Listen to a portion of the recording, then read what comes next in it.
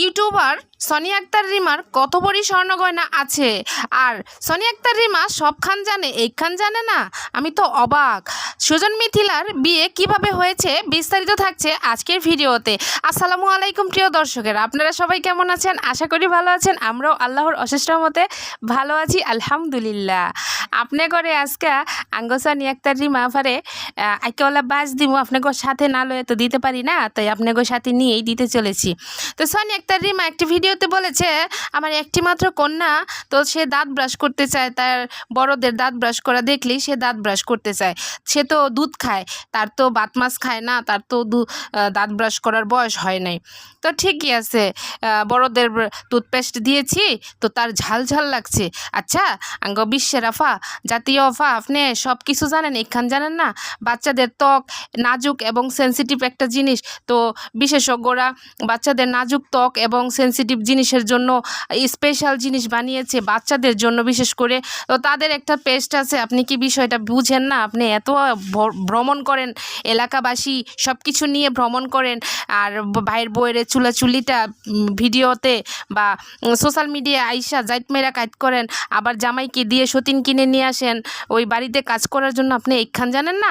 আপনার ছোট 2 বছরের বাচ্চার জন্য, যে আপনার 2 বছর হয় নাই মেবি, মানে কিছুটা বাকি আছে, তো জাতীয় আপনি কি পারতেন না আপনার মাইয়ের লেগা ওই স্পেশাল বাচ্চাদের জন্য যে একটা ডেন্টাল ডাক্তাররা বিশেষজ্ঞরা যে পেস্ট বানিয়েছে, সে পেস্টটা হচ্ছে দাঁত ব্রাশ করে খাওয়ার পরও কোনো সমস্যা হয় না, জেলের মতো দাঁতও ব্রাশ করা হয়, তো দেন খাওয়া হয়, কোনো সমস্যা হয় না। আপনি কেন এত বড় বাড়তি মানুষ হইয়া এই ছোটো বাচ্চাটারে বড়দের পেস্টটা দিয়েছেন? আমরা বড়রা কিন্তু এই পেস্টটা খাই না, দাঁত ক্লিন করে চিপটির মতো ফেলে দেই, তো বাচ্চাটা কিন্তু খেয়ে ফেলবে। আপনি এই ব্যাক কইলা কামটা কেমনে করছেন? তো আপনার এই কামটা করা একবারই ঠিক হয় নাই।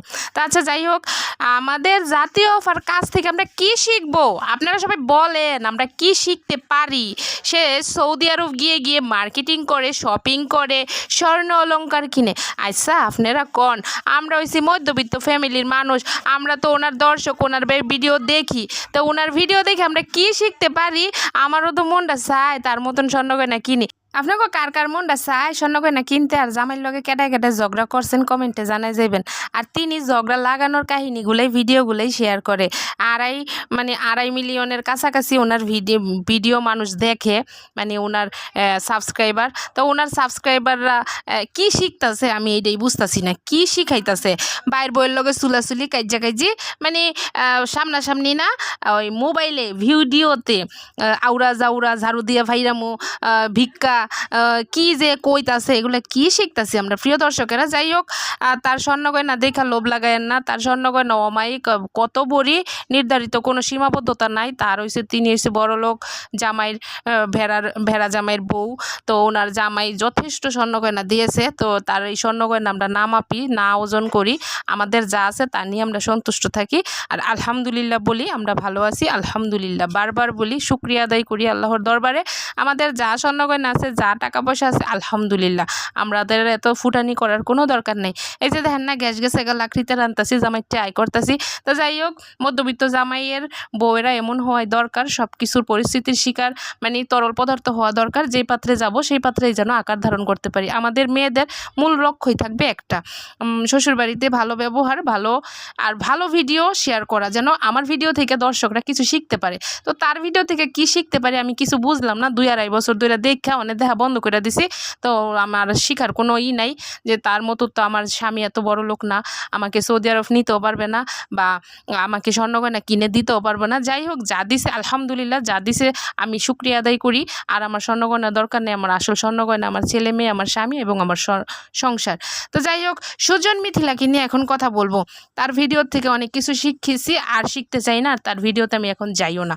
তো যাই হোক, আপনারা সবাই আমাকে অনেক বেশি সাপোর্ট করেছেন তার ভিডিও দেখে ভালো ভালো কমেন্ট করেন, আমার খুব ভালো লাগে। আপনাদের কমেন্টের আশায় আমি থাকি, এবং আপনাদের কমেন্ট পেয়ে অনুপ্রাণিত হই, নেক্সট ভিডিও বানাতে আমি আগ্রহ হই। যাই হোক, এই ছাদে হচ্ছে লাকড়ি ছাকড়ি রোদে দিয়েছি, কারণ গ্যাস থাকে না। মরার বেটারা গ্যাসটা কেন জানি দেয় না, বুঝি না কী সূত্রে আমি করেছি বেটাগুলোকে, আর মাস শেষে গ্যাস বিল তো ঠিকই নেয়। তো যাই হোক, আমাদের তো আর ওরকম সামর্থ্য নেই যে সরকারি গ্যাস বিলও দিব, আবার কারেন্ট এলপি গ্যাসও আনবো, তো কষ্ট করে লাকড়িতে রান্না করে বাচ্চাদেরকে খাওয়াই। তো সুজন মিথিলাকে নিয়ে এখন কথা বলবো। আমার প্রিয় জুটি সুজন মিথিলা। সুজন মিথিলাকে আমার খুব ভালো লাগে। তো তাদের হচ্ছে অ্যারেঞ্জ ম্যারেজ, তাদেরকে 5 জনে দেখে শুনে বিয়ে করাইছে। তো এখন মেয়েটার সবচেয়ে বড় ভুল হচ্ছে স্বামীকে ভালোবাসা, স্বামীকে টেক কেয়ার করা। একটা মেয়ের মূল উদ্দেশ্যই থাকে স্বামীকে, বিয়ের পরে স্বামী হচ্ছে তার আসল ঠিকানা বা স্বামীর বাড়ি আসল ঠিকানা। সে কি বিয়াদবি করছে আমি জানি না, কিন্তু সোশ্যাল মিডিয়ায় আইসা মাইয়াটারে ফসাইতে জান শেষ। যেমন কি মাইয়াটা সুজনের লগে ভাগ্য আইছে বা প্রেম কইরাইছে। তো তোরা 5 জনেই আনছত, দেখে হইনি আনছত, কোন জাতের মাইয়া আনছত, যাতে না মিললে ফিসাদা বাইরায়, এটি মুরব্বীরা কয় আর কি। তোরা মিলছত দেখি তো আনছত। তো অনেক আবার সে এই মিথিলার ফ্যামিলি এতটাই খারাপ হয়ে জায়গা কেড়ে। মিথিলার বাবা মা দেখছি অমায়িক মানুষ, মানে সৎ সরল মানুষ। মিথিলার বাপটারে দেখতে একদম আমার আব্বার মতো। তো বিয়েটা যখন একলা হয় নাই, 5 জনে মিললেই হয়েছে। তো 2 হাতে তালি বাজে, 1 হাতে কোনো দিন তালি বাজে না। মিথিলার যদি দোষ থাকে তো সোনিয়া আক্তার রিমা গো পরিবারেরও দোষ আছে। তো আজকের ভিডিওটি কেমন লাগলো অবশ্যই কমেন্টের মাধ্যমে জানাবেন। চ্যানেলটি সাবস্ক্রাইব করে পাশেই থাকবেন। আল্লাহ হাফেজ।